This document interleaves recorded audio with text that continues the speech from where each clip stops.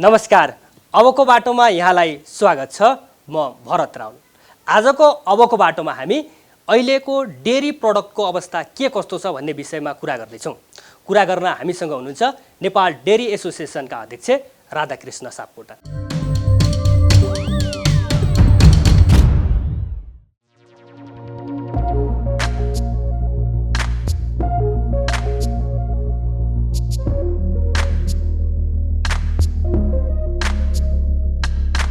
बाल बच्चादेखि वयोवृद्धसम्मका लागि पर्याप्त पोषणको भरपर्दो उपभोग्य वस्तु मानिन्छ दूध। जन्मदेखि मृत्यु संस्कारमा समेत प्रयोग हुने दूध धार्मिक दृष्टिले मात्र नभई स्वास्थ्य र पोषणका दृष्टिले उत्तिकै महत्त्वपूर्ण छ। 95% पानी हुने भए पनि दूधमा स्वास्थ्यको लागि चाहिने हरेक तत्त्व पाइन्छ। हरेक व्यक्तिले स्वस्थ हुनका लागि 1 वर्षमा 91 लिटर दूध खानुपर्ने एक अध्ययनले देखाएको छ। तर नेपालको हकमा औसतमा 1 वर्षमा एकजनाले सरदर 75 लिटर दूध खाने गरेका छन्। हुने खानेले निर्धारित न्यूनतम भन्दा अधिक खाने गरे पनि हुँदा खानेका लागि चाडपर्व नै आउनुपर्छ। कोभिड महामारीका कारण बजार चक्र बिग्रिएकाले दूधको खपत 70% घटेको छ। फलस्वरूप किसानले उत्पादित दूध बिक्री गर्न नपाएर फाल्नु पर्यो। यससँगै न्यूनतम मात्रा दूध उपभोक्ताले खान भने पाएका छैनन्। महामारीको 1.5 वर्षमा संक्रमण विरुद्धको सतर्कता स्वरूप 2 पटक त महिनौसम्मका लकडाउन र निषेधाज्ञा लगाइए। यसको प्रत्यक्ष असर अरू क्षेत्र जस्तै दुग्ध व्यवसायमा पनि पर्यो। दैनिक 10.5 लाख लिटर दूध बिक्री हुने बजारमा लकडाउन अवधिमा 4 लाख लिटर पनि बिक्री भएन। नबिकेको दूधबाट बनाइएका धुलो दूध, नौनी, घिउ, बटर लगायत दूधजन्य उत्पादन पनि उद्योगीको भण्डारमा छन्। थप उत्पादन भण्डारण क्षमता समेत नरहेको उद्योगहरूले जनाएका छन्। हाल डीडीसीसँग 1060 टन नौनी र 400 टन बटर रहेको छ भने अन्य निजी क्षेत्रका उद्योगसँग 2000 टन नौनी र त्यति नै मात्रामा बटर छ। दूधजन्य उत्पादन समेत बिक्री नहुँदा एकातिर किसानले 4 महिनादेखि भुक्तानी पाएका छैनन् भने अर्कातिर उद्योगहरू सञ्चालन पुँजी समेत नभएको भन्दै सरकारसँग सहुलियतपूर्ण कर्जा माग गरिरहेका छन्। मुलुकमा उत्पादित दूधको आधा हिस्सा कृषक स्वयंले उपभोग गरेर आधा मात्रै बजारमा पुर्याउने गर्दछन्, जसमध्ये पनि प्रत्यक्ष तर्फको 17% रहेको छ भने 33% अप्रत्यक्ष क्षेत्रले ओगटेका कारण समस्यामा परेको उद्योगीहरूको भनाइ छ। सरकारले मुलुकलाई दूधजन्य वस्तुमा आत्मनिर्भर घोषणा गरे पनि बजार चक्र बिग्रँदा आन्तरिक उत्पादनले बजार पाउन सकेको छैन। त्यति मात्र होइन, अहिले पनि दूधजन्य वस्तु आयातको सिलसिला रोकिएको छैन।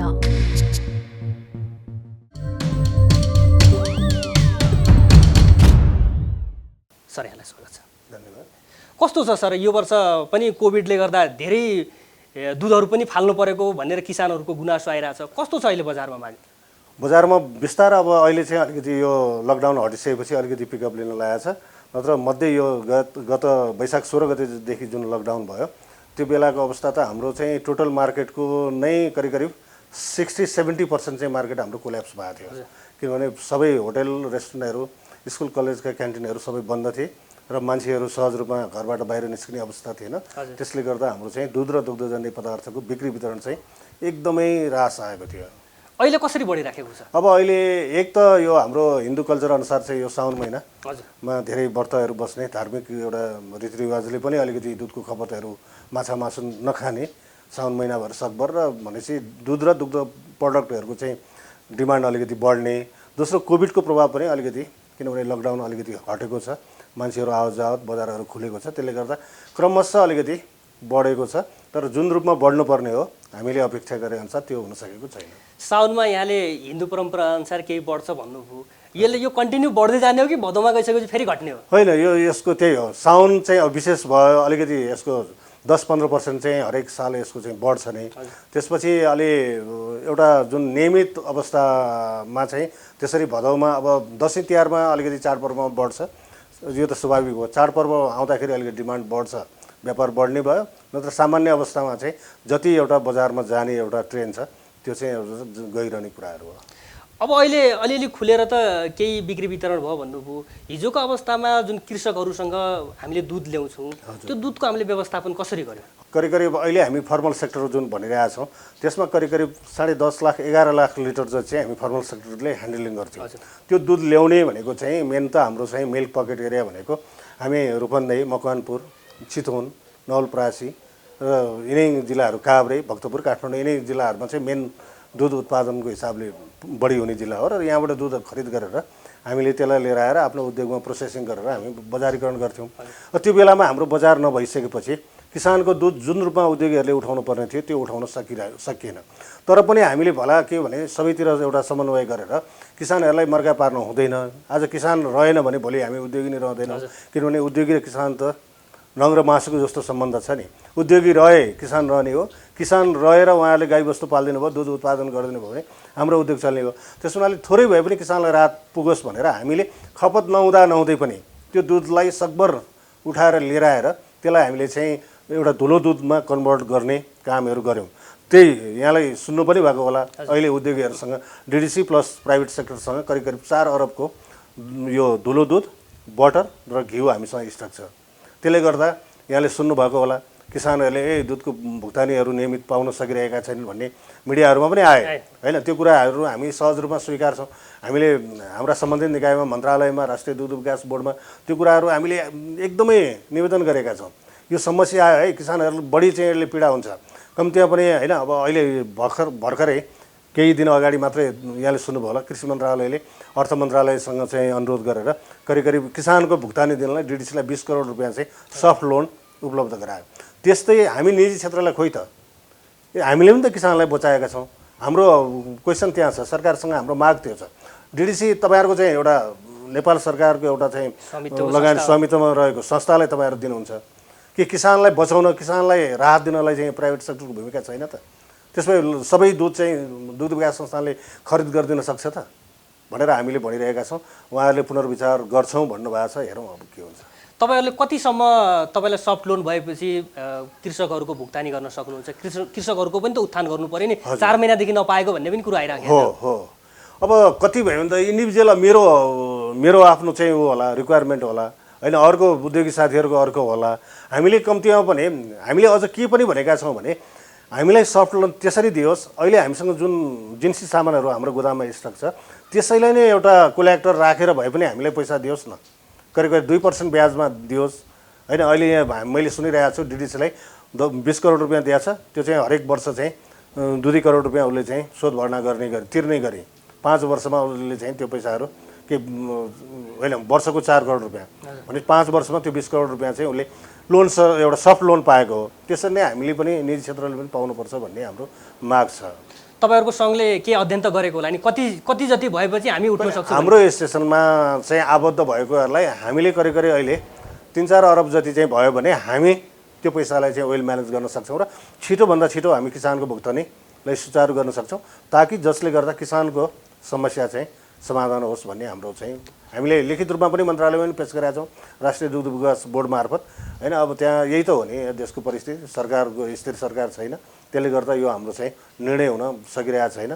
आशा गरौँ अब नयाँ सरकार आएछ फेरि अब हाम्रो लबिङ सुरु हुन्छ, के होला। अब तपाईँहरूले बनाएको जुन बटरहरू छ, दुलो दुध छ, यसको पनि त छिटो उपयोग गर्नुपर्ने होला नि, यो पनि त लामो समयसम्म रहँदैन। यसलाई चाहिँ कन्जम्सन कसरी गर्न सकिन्छ? अहिले एकदमै ठिक भन्नुभयो। हामी जस्तो बटरहरूको चाहिँ उयोहरू एउटा त्यो किसिमको कोल्ड चेन मेन्टेन्स भन्छौँ नि, हामी बटर राख्दाखेरि -20 डिग्रीमा राख्नुपर्छ होइन। त्यो त्यस्तो हेभी चाहिँ एउटा टेम्परेचर मेन्टेन्स गरेर राख्नुपर्छ।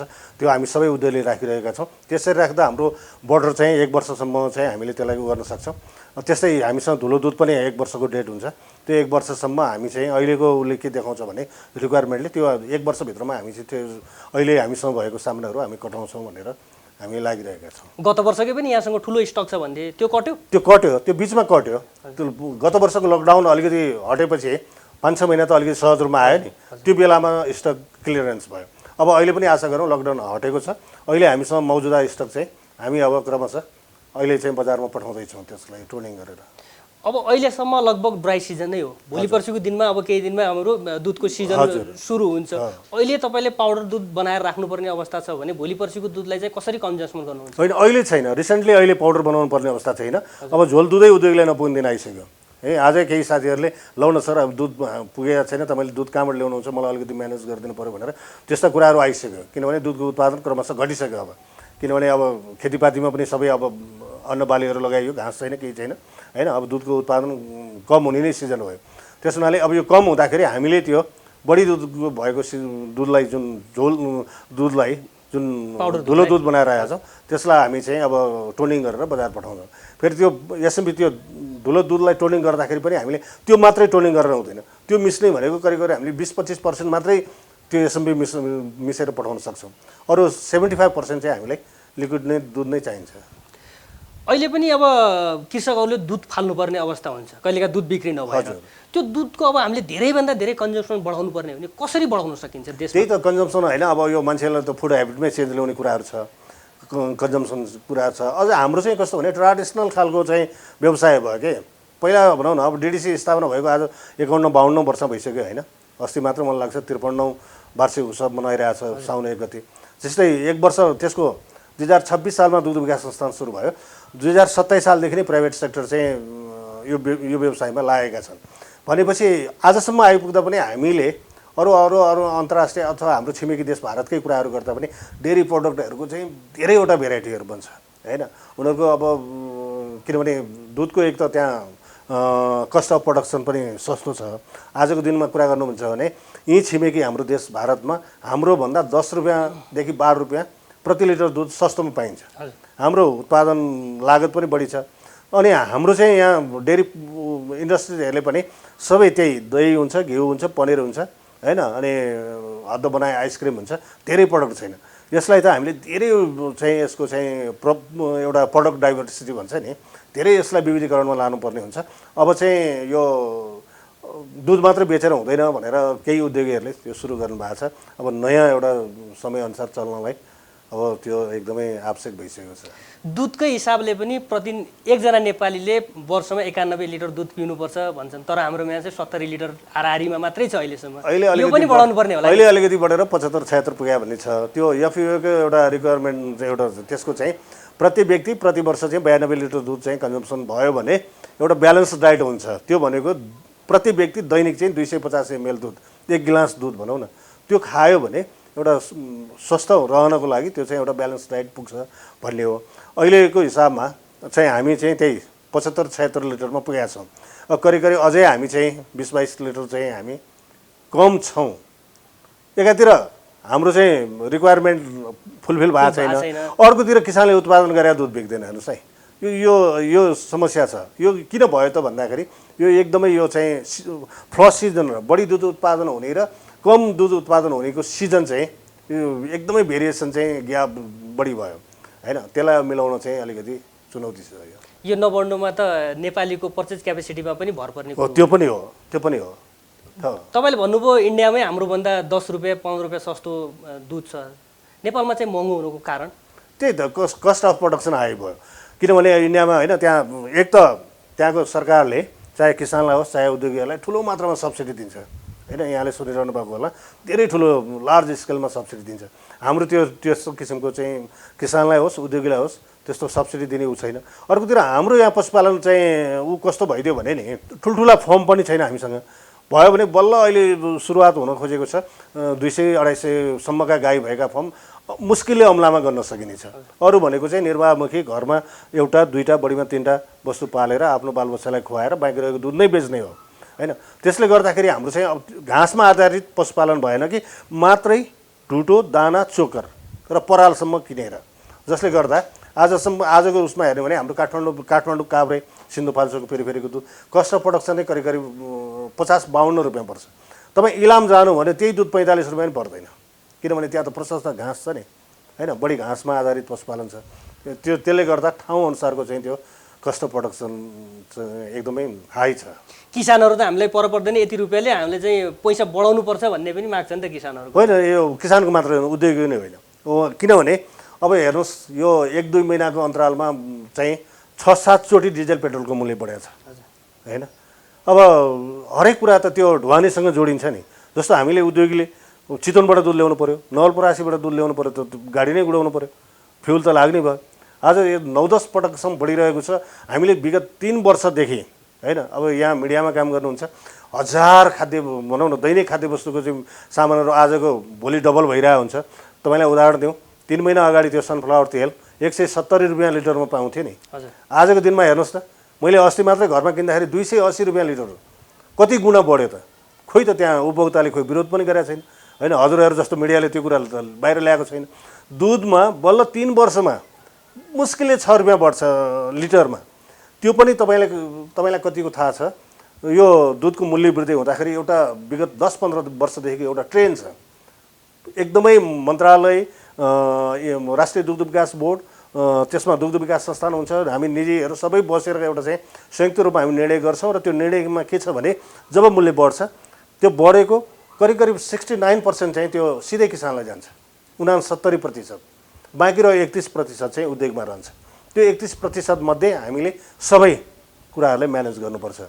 तपाईहरूले दुध कटेन अथवा घिउ पनिर जस्ता दुग्धजन्य वस्तुहरू कटेन भनिराख्नु भएको छ, तर भन्सार विभागको तथ्याङ्क हेर्ने हो भने वार्षिक अरबौँ रुपियाँको दुग्धजन्य वस्तुहरू अहिले पनि आयात भइराखेको छ। उहाँहरूले चाहिँ हाम्रो नेपालमा उत्पादन हुने जुन दुग्धजन्य वस्तु छ यसको गुणस्तर पुग्दैन, त्यो गुणस्तर नपुगेको कारणले गर्दा हामीले आयात गर्नु परेको अवस्था छ भनेर भनिराखेको छ। यो एउटा ब्लेम लाउने कुरो हो। यहाँ त्यही सम्बन्धित निकायहरू, स्टेक होल्डरहरू, चाहे मन्त्रालय होस् चाहे हामीले सरकारवालाहरूसँग कुरा गर्दा उहाँहरू के भन्नुहुन्छ, नेपाल WTO को मेम्बर भएको छ, हामीले रोक्न मिल्दैन।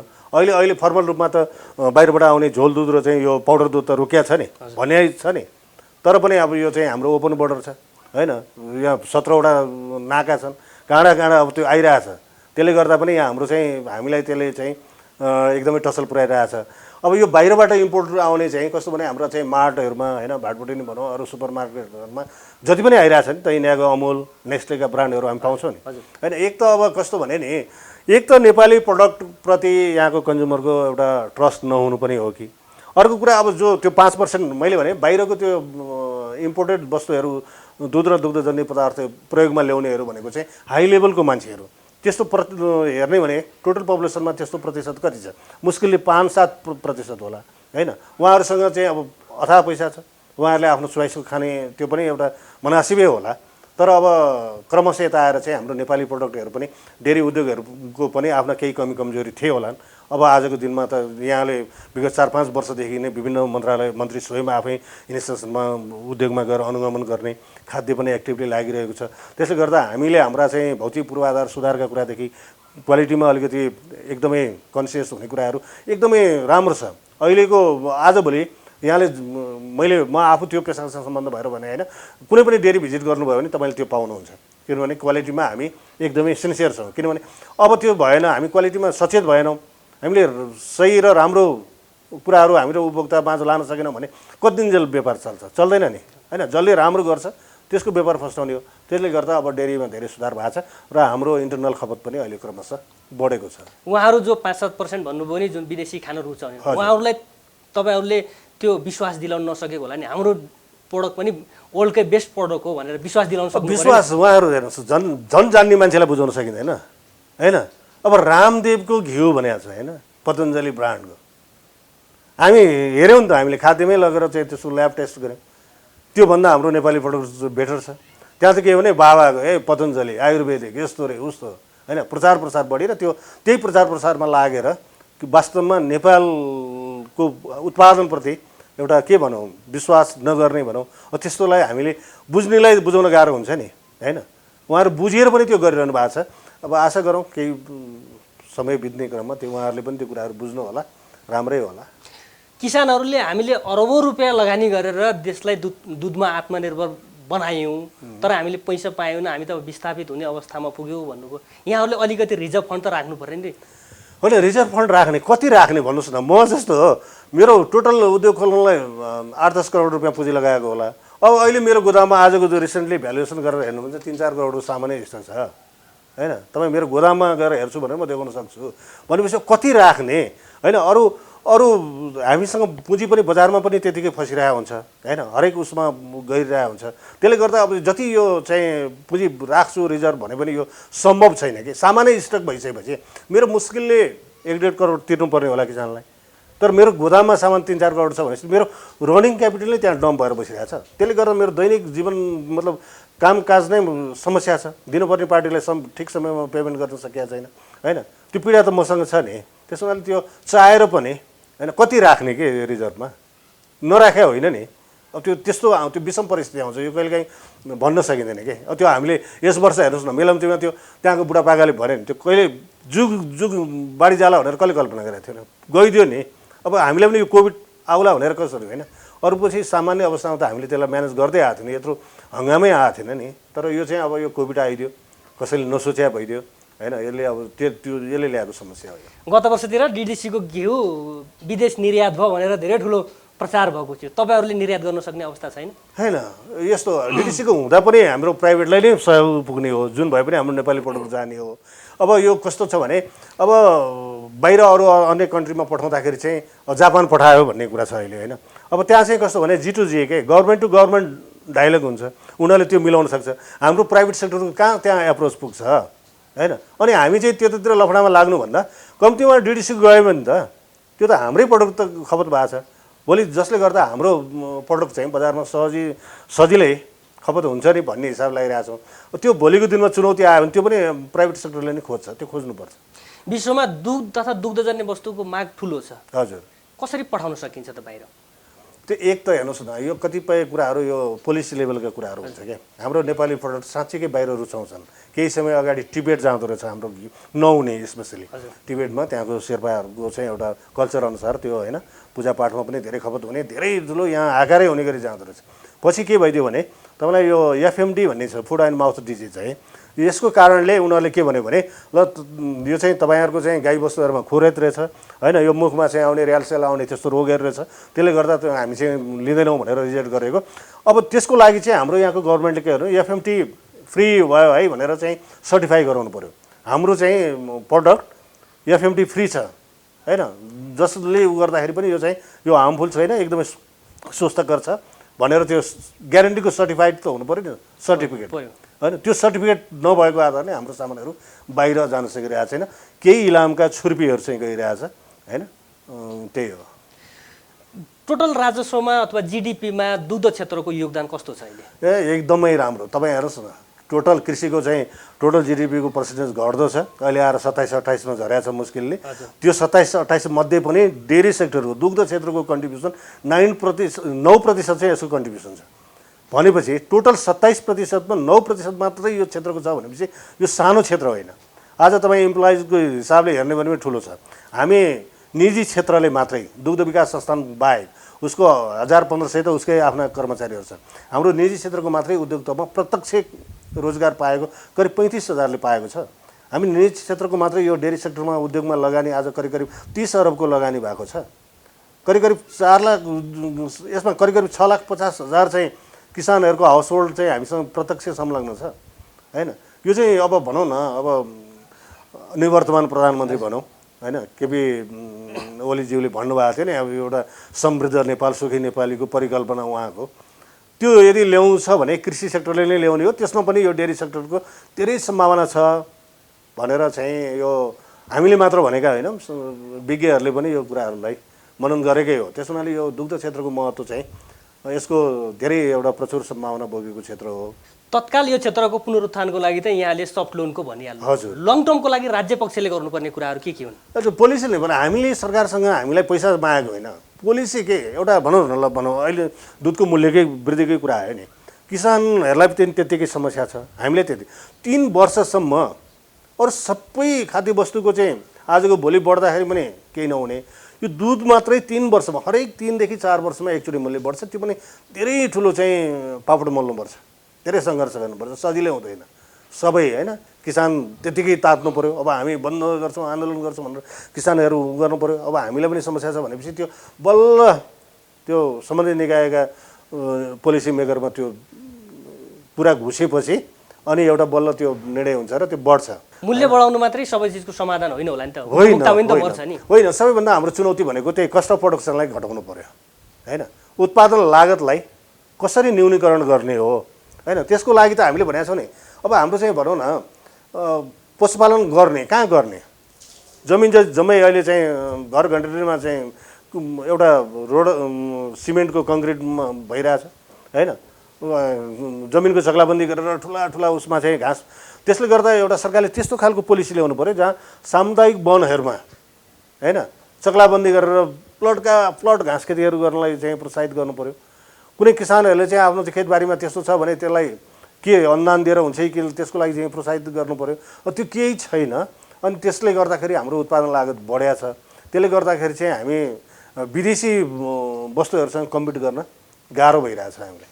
एकातिर यहाँलाई दुध कटाउनै मुस्किल भइरहेको छ, अर्कोतिर उपभोक्ताको चाहिँ विश्वास पनि छैन। किन भन्दा खाली बजारमा प्याकेटहरू बोकेर आउनेको चाहिँ दुध छ्यापछ्याप्ती बिक्रिराखेको हुन्छ, यहाँको चाहिँ जुन प्याकेटिङ गरेको हुन्छ त्यो दुध चाहिँ बिक्री भइराखेको हो। त्यही त उपभोक्ताहरूमा केही अलिकति हामीले पनि होइन, हामीले अथवा सरकार निकायहरूले जुन रूपमा हामीले बुझाउन सक्नुपर्थ्यो उपभोक्तालाई त्यो कमी भएको छ होइन। किनभने यहाँको भनौँ न एउटा शिक्षाको स्तरले होला केले होला एउटा जनचेतना चाहिँ जगाउनु आवश्यक छ। किनभने पास्चराइज गरेको दुध होइन त्यो एउटा वैज्ञानिक तरिकाले त्यो त अत्याधुनिक मेसिनबाट उत्पादन भएको चिज जे पनि त हाइजेनिक छ, त्यो खानको लागि त स्वस्थकर छ नि। अब त्यो लिएर आएको छ क्यानमा राखेको छ, त्यही खुला हातले चाहिँ लिटरले उभ्याएको छ उ गरिदिएको छ। त्यो चाहिँ के भने अब उपभोक्तालाई के छ भने यो त ताजा अहिले किसानको गोठबाट दुधै लिएर आएको दुध हो, यो मैले ताजा खाइरहेँ भन्ने भ्रम छ। त्यो वास्तवमा होइन। कतिपय त्यस्तो उहरूलाई हामीहरू जस्तै प्याकेट दुध किनेर लिएर गएर भित्र कोठामा भटाभट काटेर क्यानमा हालेर ल यो भर्खरै आएको गाउँको चाहिँ ताजा दुध भनेर पनि बेच्ने चलनहरू छ होइन। त्यसले गर्दा त्यो छ। अब केही समय लाग्छ। यो दुग्ध व्यवसायको भविष्य कस्तो छ? भविष्य एकदमै राम्रो छ। मैले भने नि यो एकदमै नेपाल कृषि प्रधान देश हो होइन। भन्न त अब लाजै लाग्छ। अब 65% आजको दिनमा नि कृषिमा आबद्ध छन् भन्ने, 65ले 35% चाहिँ अरू जनतालाई वर्षभरि खान नपुग्ने 35 अरबको चामल बाहिरबाट गर्नुपर्ने होइन। अहिले पनि भन्नुहोस् न विगत केही वर्ष अगाडि 4-5 वर्ष अगाडिसम्म हामीले भन्सारको तथ्याङ्क हेर्दा दुध र दुग्धजन्य पदार्थ नै बाहिरको कन्ट्रीबाट इभन इन्डियाबाट अरू तेस्रो मुलुकबाट करिब 5-6 अरबको चाहिँ यहाँ इम्पोर्ट हुन्थ्यो। आज फर्मल्ली रूपमा आधिकारिक रूपमा भन्सारको तथ्याङ्कलाई हेर्दा करिब 1.5-2 अरबको चाहिँ अहिले पनि छ।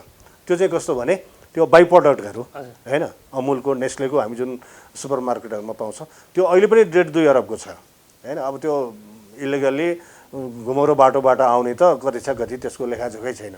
त्यस हुनाले यो एकदमै छ होइन। यसको सम्भावना असाध्यै राम्रो छ। मैले भने नि टोटल अब जिडिपीमा 9% कन्ट्रिब्युसन गरेको छ भनेपछि यो क्षेत्रको महत्त्व आफै बुझिन्छ। आज पोल्ट्री व्यवसाय आत्मनिर्भर भइसक्यो भनेको छ नि। आज पोल्ट्री व्यवसायहरूको चाहिँ जिडिपीमा कन्ट्रिब्युसन कति? मात्र 3% होइन। तैपनि पोल्ट्री व्यवसायहरूको चाहिँ कत्रो चाम छ नि आज पोल्ट्री भनेपछि होइन। तर दुग्ध क्षेत्रको चाहिँ जुन 9% योगदान हुँदै पनि यसको जुन प्रसार यसका उहरू जुन रूपमा अगाडि जानुपर्ने थियो भएको छैन। अब त्यो सम्बन्धित निकाय सबै मिलेर अब होला बिस्तारै। हस्, समय र विचारको लागि यहाँलाई धेरै धेरै धन्यवाद। यहाँलाई पनि धन्यवाद। AP1 टेलिभिजनले जुन समसामयिक विषयवस्तुमा यो डेरी सेक्टरको समग्र किसानको अवस्था के छ, उद्योगको के छ, यसलाई कसरी सहज रूपमा अगाडि बढाउन सकिन्छ भन्ने सवालमा यहाँले कुराहरू राख्ने अवसर दिनुभयो। त्यसको लागि AP1 टेलिभिजन विशेष यहाँहरूको सरको टिमहरूलाई म धन्यवाद दिन चाहन्छु। धन्यवाद। धन्यवाद। आजको अबको बाटोमा हामीले नेपालमा दुग्धजन्य वस्तुहरूको अवस्था र चुनौती र अवसरको विषयमा कुराकानी गऱ्यौँ। कुराकानी गर्न हामीसँग हुनुहुन्थ्यो नेपाल डेरी एसोसिएसनका अध्यक्ष राधाकृष्ण सापकोटा। आजलाई अबको बाटो यति नै। AP1 हेर्दै गर्नुहोला। नमस्कार।